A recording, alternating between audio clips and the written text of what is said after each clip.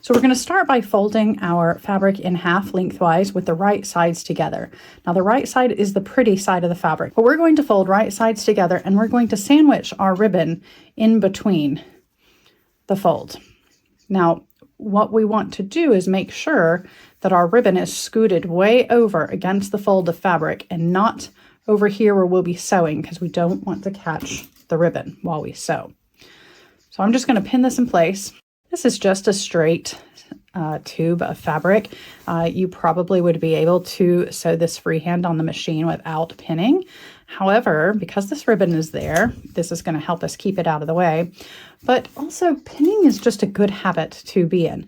As your sewing progresses, you will be making more complicated items, and the temptation may be to rush and not bother pinning. And I really think that's a big mistake. Your sewing will improve in quality and accuracy if you learn to pin and align things before you go to the machine.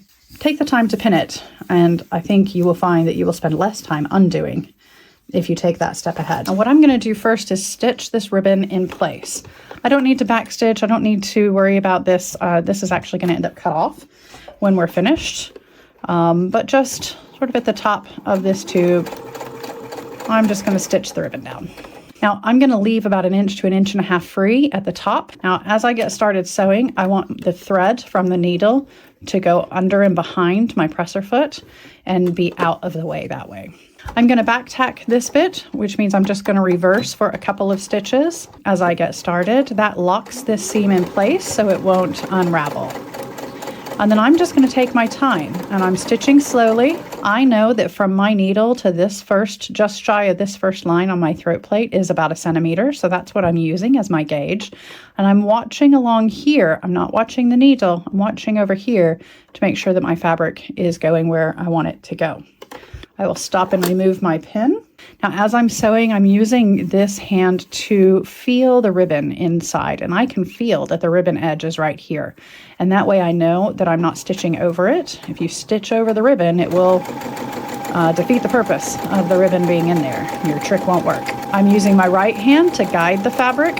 I'm not pushing or pulling the fabric. I'm letting the machine feed dogs pull the fabric through. I'm just making sure it stays straight.